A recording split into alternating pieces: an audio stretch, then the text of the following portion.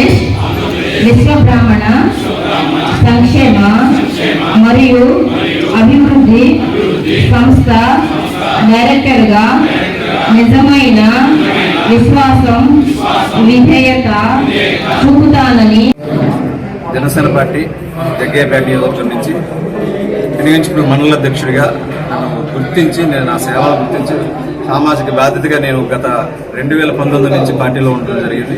మరి ప్రత్యేకంగా మరి పవన్ కళ్యాణ్ గారు మమ్మల్ని విశ్వబ్రాహ్మణ కార్పొరేషన్లో మమ్మల్ని నామినేట్ చేయడం జరిగింది. ఈరోజు మరి బీసీ భవన్లో మాకు ప్రమాణ స్వీకారోత్సవం చేయడం జరుగుతుంది. ప్లస్ మరి బీసీలకి 52,000 కోట్లు నిధులు కేటాయించారు చంద్రబాబు నాయుడు గారు చెప్పిన కూటమి ప్రభుత్వం.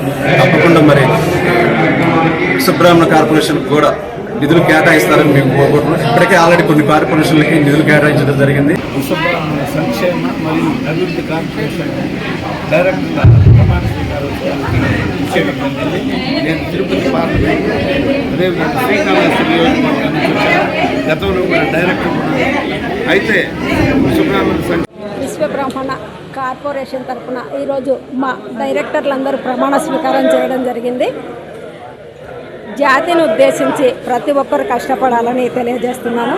అలాగే కూటమి గవర్నమెంట్లో ఎంతో కష్టపడిన మా అందరికీ గుర్తించి పదవులు ఇవ్వడం అనేది మా కూటమి గవర్నమెంట్ నారా చంద్రబాబు నాయుడు గారు అయితే మీ లోకేష్ గారు, అలాగే పవన్ కళ్యాణ్ గారు, మరి బీజేపీ తరఫున మోడీ గారు అయితే మీ ప్రతి ఒక్కరూ జాతి కోసం కష్టపడండి మీరందరని మాకు ఈ బాధ్యతను అప్పగించారు. ఇది ఒక పదవి కాదు, ఒక బాధ్యతగా మేమంతా నిర్వర్తిస్తామని తెలియజేస్తున్నాము. జాతిలో ఏ సమస్య వచ్చినా కానీ మేము అది ప్రభుత్వం దృష్టికి తీసుకెళ్ళేసి ఆ సమస్యను పరిష్కరించే విధంగా మా గవర్నమెంట్ను మేము ప్రాధాయపడుతూ కానీ వేడుకుంటూ కానీ మా జాతి కోసం కష్టపడుతూ మేము ఆ సమస్యలన్నీ నెరవేర్చుకుంటామని మీకు తెలియజేస్తున్నాను. అందరికీ నమస్కారం తెలియజేస్తూ సెలవు.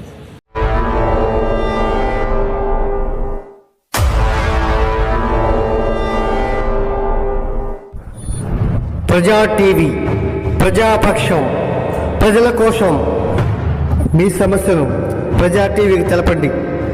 ఆ సమస్య పరిష్కారానికి ప్రజా టీవీ కృషి చేస్తుంది. ఓకేనండి, విన్నారు కదా.